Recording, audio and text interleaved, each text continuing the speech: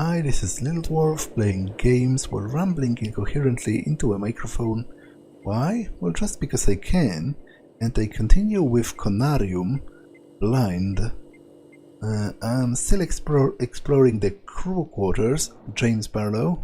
Locked. So let's continue with that. Dr. Faust. Locked. Frank Gilman. Did I lock my door? I don't remember where my keys are. Oh, so I am Frank Gilman then. Did I lock my door? I don't remember where my keys are. That's probably relevant.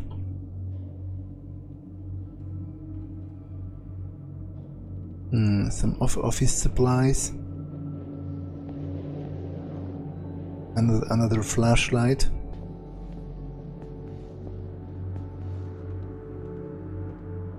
Well, let's see the crew rooms. Okay, I have to pause for a second, so be right back. Okay, I'm back. So let's explore this.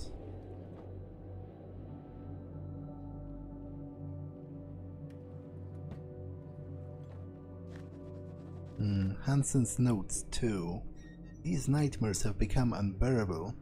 I still see the same man in my nocturnal visions, but now he is holding something in his hand, which I believe to be a lotus flower. We seem to be continuing this grave and serious conversation over and over again, but I still can't remember its contents. During working hours, sometimes I hear his voice through the radio. It is not in the form of meaningful sentences, but more like some kind of unconscious mutterings. I'm afraid to tell anyone about this, for I hate the very idea of the suspension I will probably be facing. Okay. A family photo, presumably with his son or something.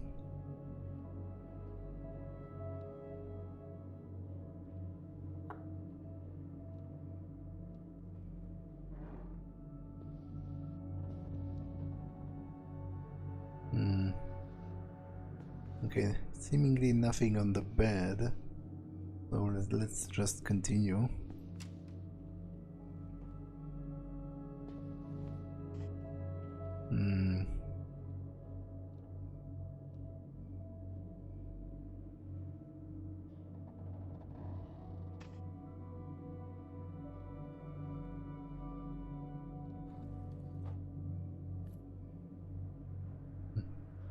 Another child picture.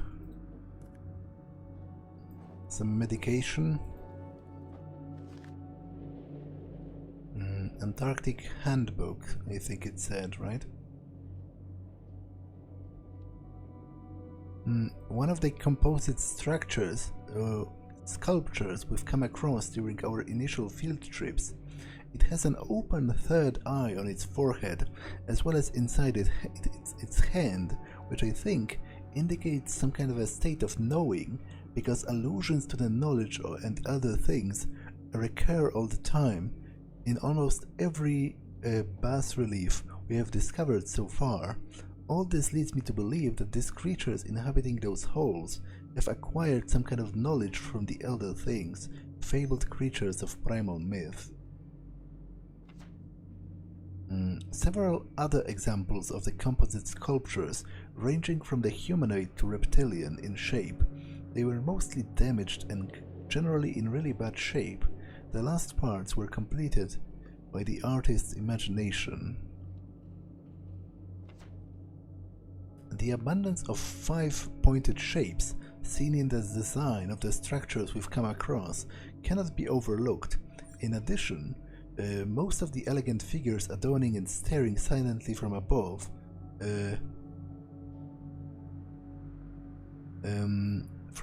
most of the gigantic gateways are reptilian in shape. Now this is interesting. First of all, I can't quite read that. I can't quite read that, but this is interesting because I'm pretty sure this symbol is the same as the one in the book, which must be significant, right? I just want to see if I can flip the pages on this one. Doesn't look like it, although... Yeah, it doesn't look like I can. I can, however... Upuaut Expedition Sketchbook Volume 1, used to document important artifacts discovered and excavated.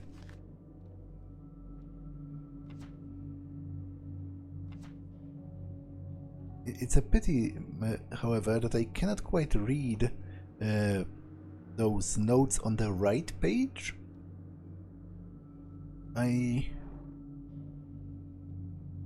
Five-pointed design.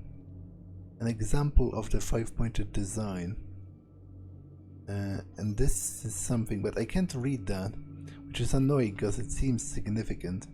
The grotesque masonry caused an uproar with the countenance it wore on its reptilian face when we first found it residing within the almost substantial darkness of the cave where it has been carved in eons past.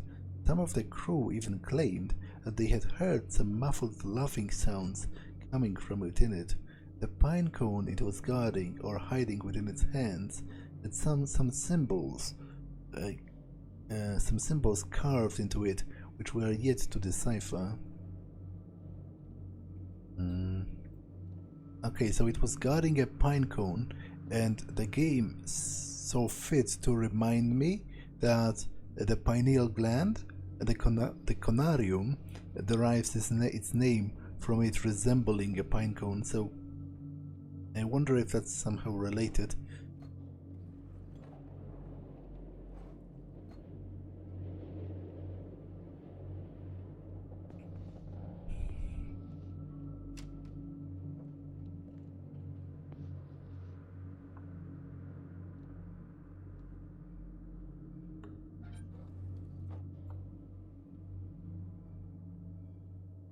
Okay, more family photos, presumably.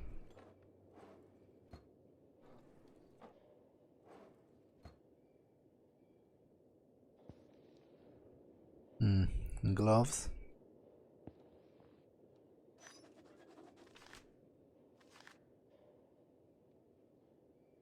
Ferguson's note on his dreams. I am inclined more towards the notion that our nocturnal visions are not just faint and fantastic reflections of our waking experiences. Every time I pass into the state of dormancy, somehow I can explore, while I am dreaming, the vistas of grandeur, an alien prospect in the unnatural disposition, so vividly expressing in the outer extent of this world I have yet to discover. If only I was endowed with this artistic skill to describe my visions. All I know is that all this became evident after the Conarium sessions had started. Even though I am not one of the participants, I am somehow affected. I feel I am absorbed, while in unconscious state, into oblivion, crossing the line between the wall of sleep. Okay.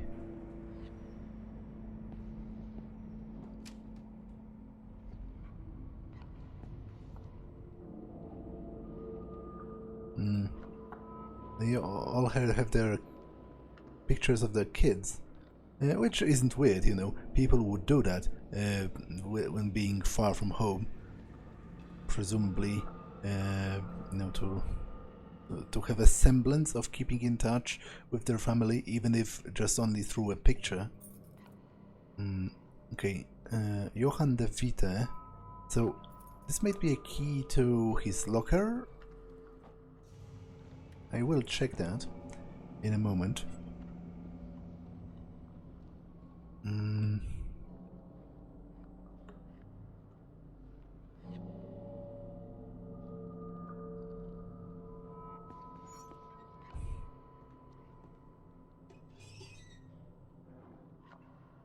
Painkillers. It's locked. Locked. Okay. So, indeed, it was a key to his locker. If his coat is just right here, where is he now? I found a note about a mental problem. I've noticed a very curious and dangerous development in the psychological condition of the whole crew that compels me to record this note as an initial diagnosis report. The problem is especially intense for the three subjects, Dr. Barlow, Dr. Anderson, and Frank Gilman, whom I've been inspecting closely since the onset of the psychological degradation. Now, Frank Gilman is me, right? During the past 2 nights, the aforementioned subjects awoke, screaming in their beds, thus affecting and demoralizing all the crew members. When I spoke to them personally, I noticed some serious deviations in their behavior patterns. As time progressed, I noted deep changes in their mental conditions. When really pushed, they clearly started to behave like someone else, which led me to believe that I was facing some sort of multiple personality disorder. But it is too early to draw any conclusions. Other subjects are not too far cry from their normal personalities, but the difference is, of course, obvious. Their condition is getting worse day by day, and a serious medical examination is needed to be carried out on everybody displaying such symptoms. I informed Dr. Faust and warned him about the consequences. He looked worried, but nevertheless haven't mentioned it to me since. With the weather conditions we have been having lately, it seems extremely unlikely we shall receive the professional help from the outside world, or we will be able to send anybody away for a thorough medical examination, which is the only sane thing to do under the circumstances. Okay.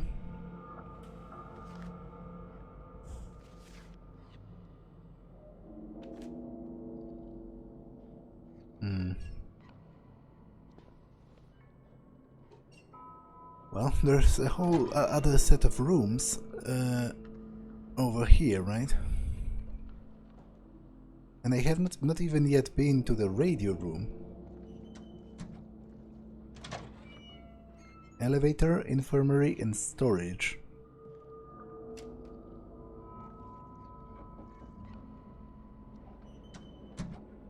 Okay, some medicaments.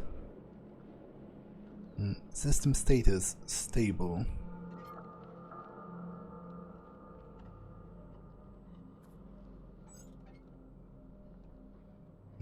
Upuaut Antarctic expedition. Statement of consent.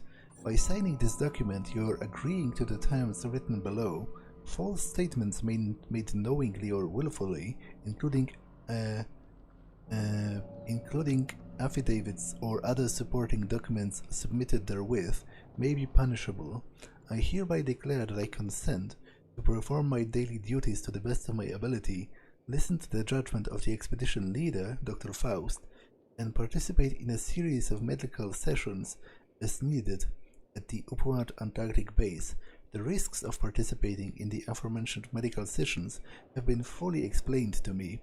Any questions they have regarding the procedure, why it is necessary, its benefits, and the risks might have been answered to my satisfaction. Therefore, I give my informed consent to the performance of the procedure by signing this statement of consent. And I guess those are the signatures of all of the people in the base. Yeah, Dr. Johan de Vite, Dr. Morgan C. Blake, Dr. James Barlow, Frank Gilman, which is me, Nicoli Samuan, Hector, Leonard, basically all of them, presumably.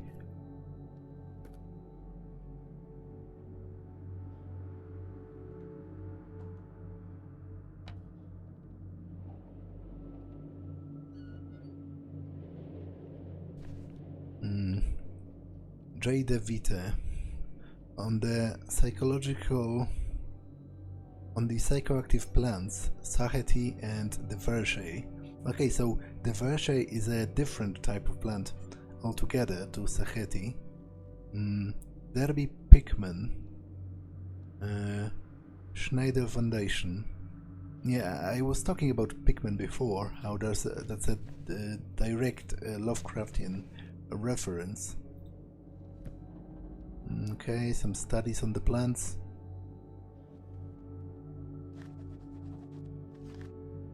All the members awakened without any problem, except for Frank Gilman. All of a sudden, his heart ceased beating around 1:45 a.m. He was extremely cold, and there was no detectable pulse. While I was preparing to perform cardiac compression, he momentarily opened his eyes. I am unsure how much time passed since his heart failed to beat, but it can't have been more than 5 minutes. And then came the event that shook us all. The cause was the very first words Frank uttered directly to Dr. Faust right after he awakened. I don't know how to explain it, because his voice was muffled and almost indiscernible, but I am convinced that the voice I heard did not belong to Frank. As a medical doctor, I can say that this is not completely impossible for someone in his condition, but there was something wrong with what I heard. It was a sound that no human vocal cords could produce. Okay, I read all of those already, I think.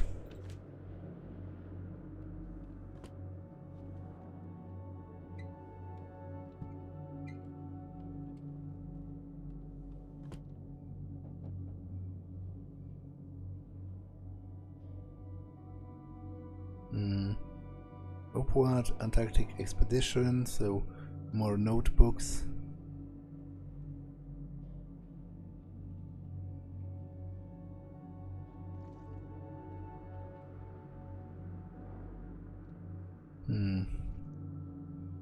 Oh. There's something in that trash can. I am told everything started after the disastrous incident during one of the Conarium sessions, resulting in my heart stopping for a short period of time. On the third morning after the incident, the first of my mental attacks occurred. After an uneasy sleep, I am told that I burst into a frenzy so powerful that the combined efforts of 3 men were needed to calm me down. In my sleep, I was babbling in an alien dialect of great edifices of light, of shadowy mountains and valleys full of iridescent flowers and mushrooms. When I came around, they said that a surge of madness died from my eyes, and in dull wonder I looked around at my questioners and asked why I was bound.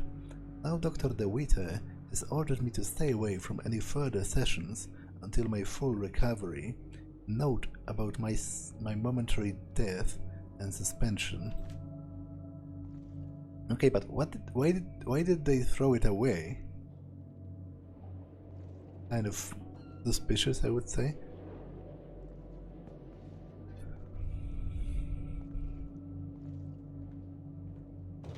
It's stuck. It's stuck. It won't open. It won't open, you say? It's stuck. But the previous time I saw such a stuck door, it did open eventually? Canteen? Oh, it smells awful in here.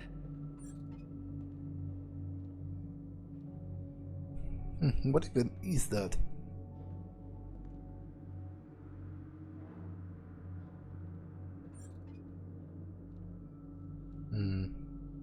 Doesn't look too appetizing, if you ask me. It's stuck. Ah, so that was just another door leading in here.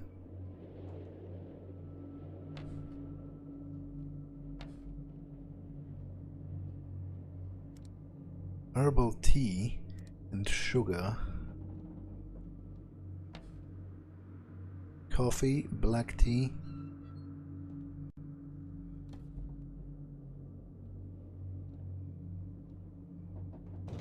Won't open.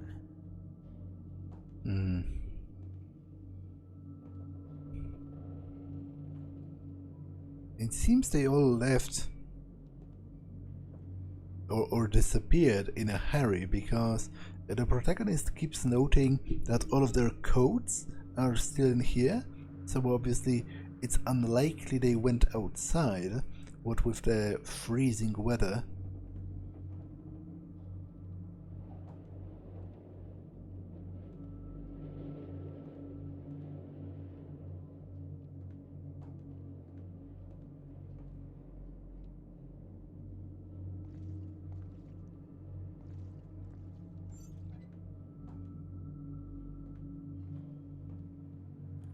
Locked.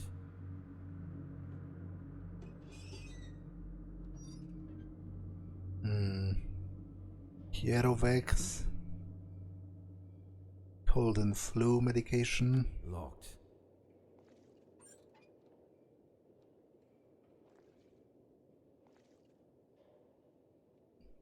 Storage is locked.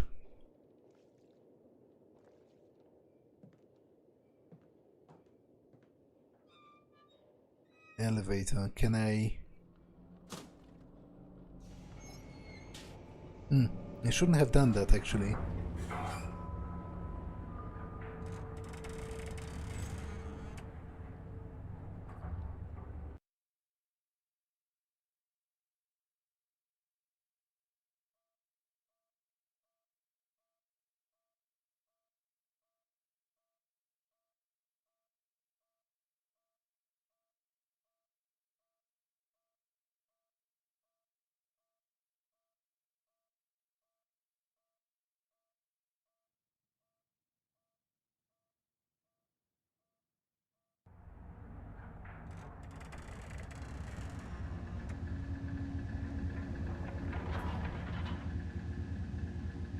Can I go back?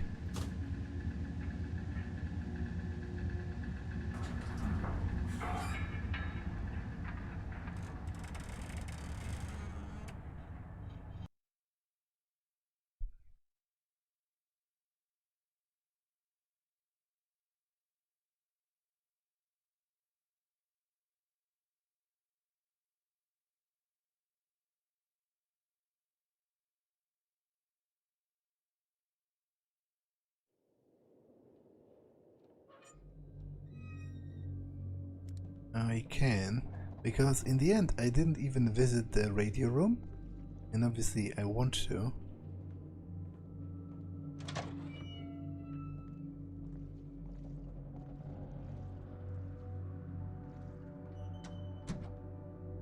Yeah, radio room.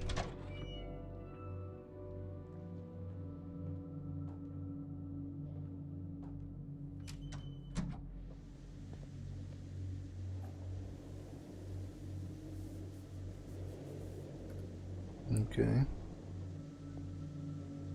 Camera,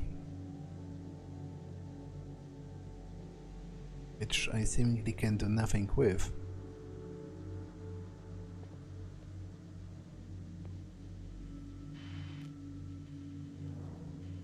This is Upuaut Expedition Base. Pequod, please come in. I repeat, this is Upuaut Expedition Base. Pequod, do you hear me? If there is someone who can hear me, please, come in. Some electrical condition in the disturbed air seems to prevent communication. Okay. Binoculars.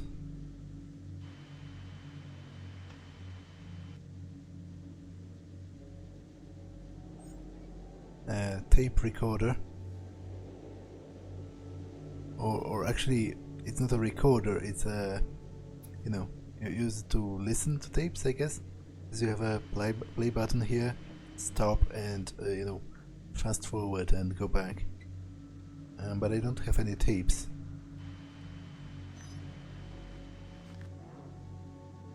For a while, my nights have been plagued by bizarre nightmares, wherein I have been talking to an unsubstantial figure. When I wake up every morning, I fail to remember either his visage or the content of the dialogue, only his silhouette, talking in a somber tone. These nightmares keep me from sleeping comfortably, the kind of sleep I am longing for. I haven't mentioned this to anybody yet, but I am feeling a constant urge to do so. as if my well-being is in the balance. It would be the most logical thing to consult with Dr. DeWitte about this. And there's like a bloody symbol? Or alternatively, it might not be blood, it might be coffee or something, although the color is a bit wrong, I think. But it's almost as if it could be, you know, an imprint of a mug.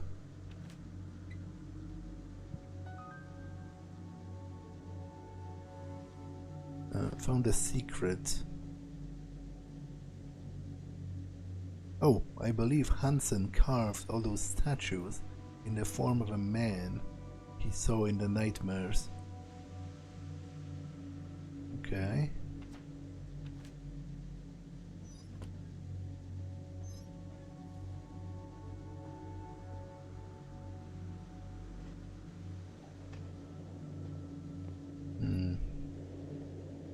Well, there was not much here.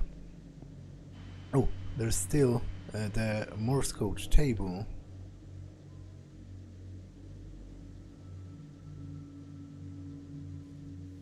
Letters, numbers, and their corresponding Morse code symbols are listed below.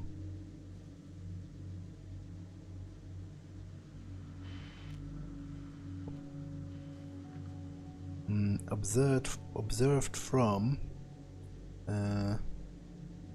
position, station number, date of a storm, 1950, 17th of August. Very heavy rain or hail. Okay, distance 5 seconds indicate 1 mile.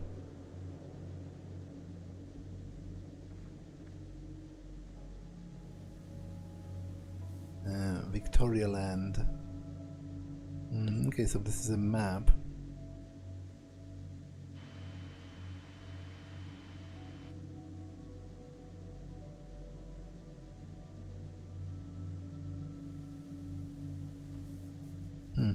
Do I need to send a message in Morse code or something? Like SOS or whatever? But I don't think I can interact with this. Some electrical condition in the disturbed air seems to prevent communication.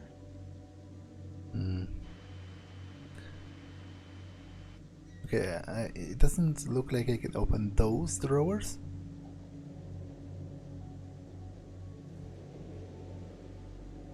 So it seems that's it for the time being, and I can just go to the other level after all.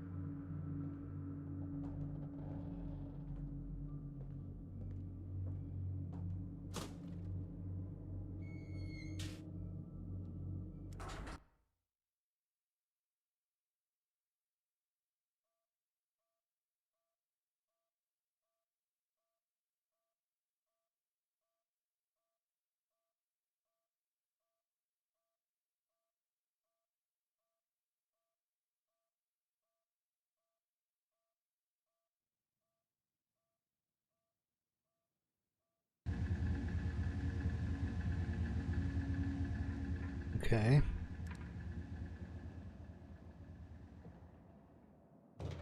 It's stuck. Link elevator.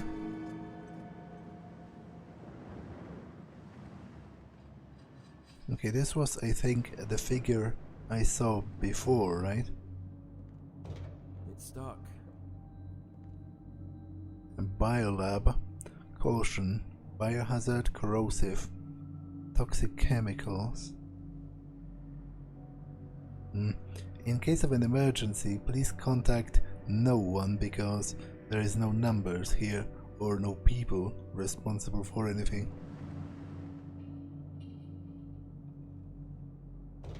It won't open. Depot. It's stuck. Floor elevator. So that's where I came from.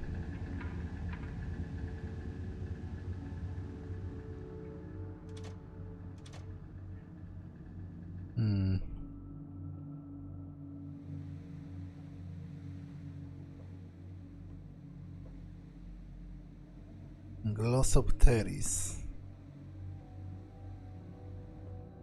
Okay, but what about it?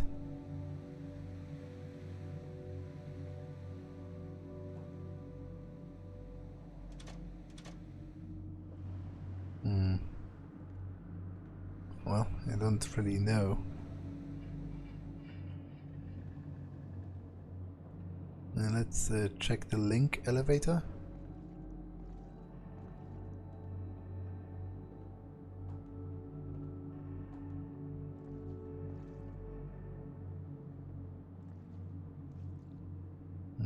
Danger, hazard. Looks like I need something to get this elevator to work. Like a handle. I do have a handle. How do I...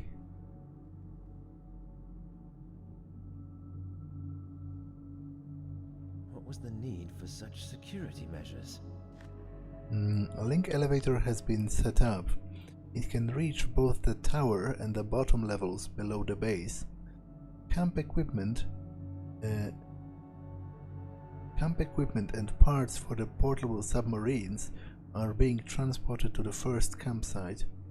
Tower, base and cavern entrance. Okay. Looks like I need something to get this elevator to work.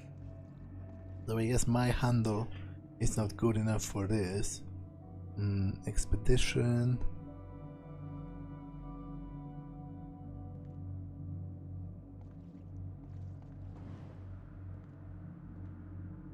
Biolab.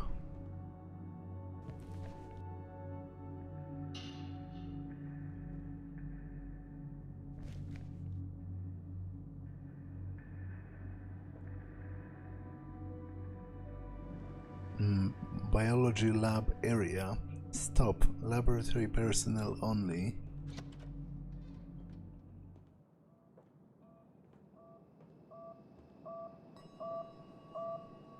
Okay, there's some kind of an alarm going on, which is probably not a good sign, and this displays system status as a failure, which again, probably not a good sign.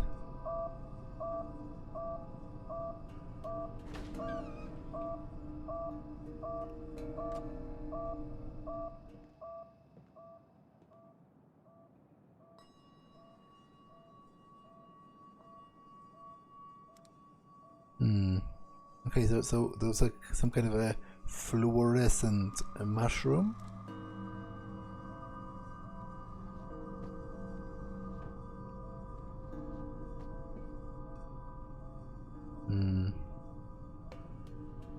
Photograph cylinder. Okay. I might be able to combine that with the camera in the other room.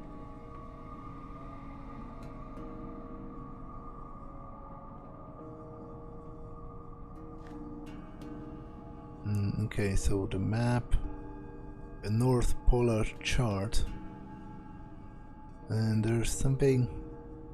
There are 3 locations marked on it.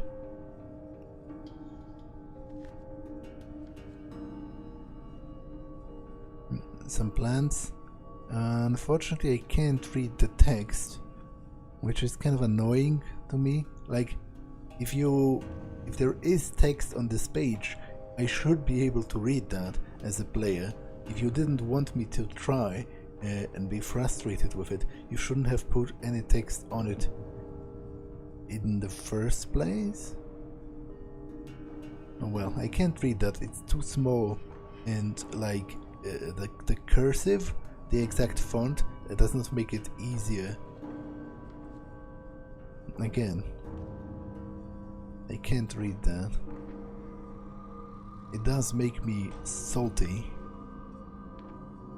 New campsite was established, waiting for new samples. A black cat. Now, they mentioned something about the familiar, right?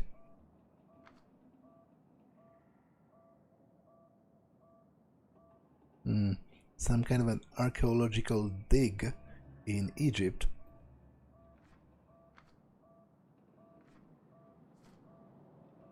There is a problem with one of the freezers. I've labeled it. It must be checked immediately.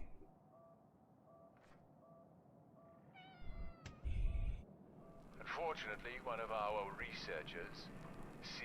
Lenning, was found dead in the biolab last Tuesday.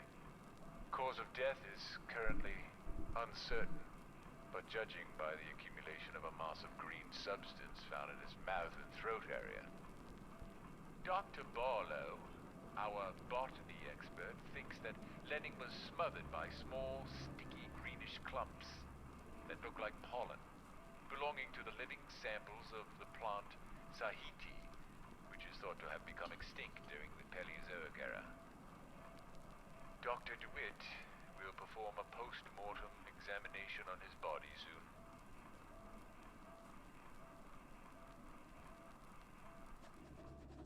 Okay.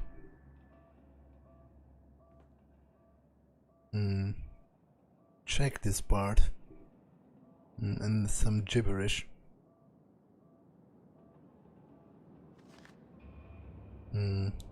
Phonograph recording about the death of C. Lenning. Yeah. Okay, I can listen to it again later if the need arises, which is nice of the game to provide that. Well, let's try interacting with the cat. Doesn't look like I can. Although it's pretty weird. It looks like it doesn't even have pupils. Like its eyes are blank, which is kind of weird. Although that might be because of the low lighting. Like maybe I'm just not able to see it correctly. But seemingly I cannot interact with it in any way.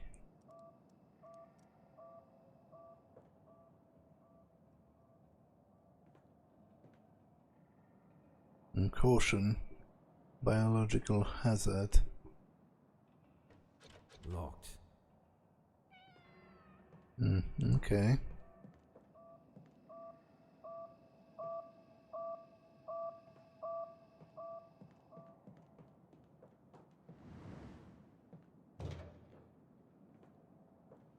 And depot.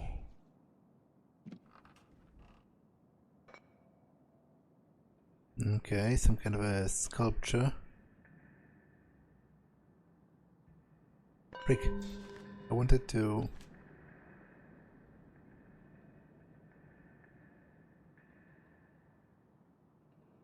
A statue beautifully carved from a blue crystal. It depicts a humanoid figure sitting in a meditative posture. The most striking feature of the carving is the octopian mask it wears on its face. Yeah, I somehow doubt it's a mask. Like it's presumably just a creature that looks like this.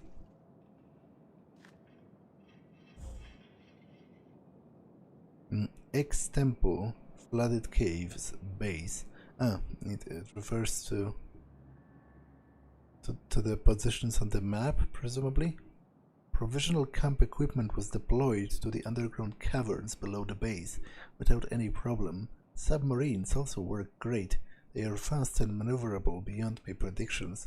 We have started exploring some parts of the underwater passages, but it's slow going.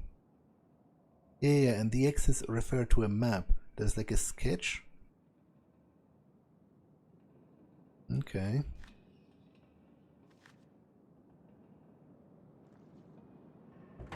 It's stuck. It's stuck.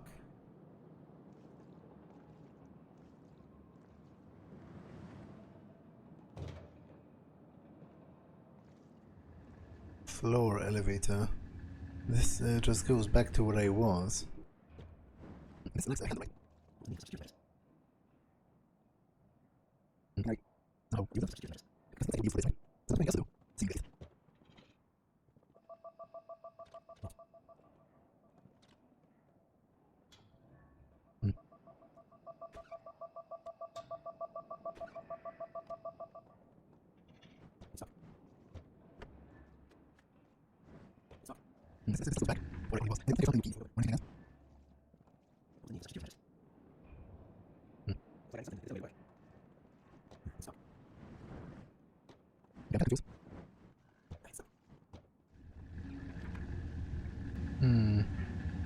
this look similar?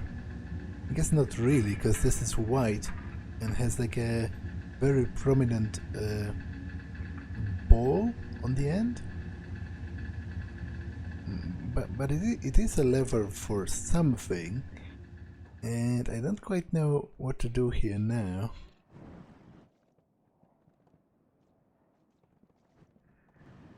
Okay, but I will think about it next time, because regardless, I feel like this episode has been long enough. So that's all for this one, and I will see you in the next one. Bye!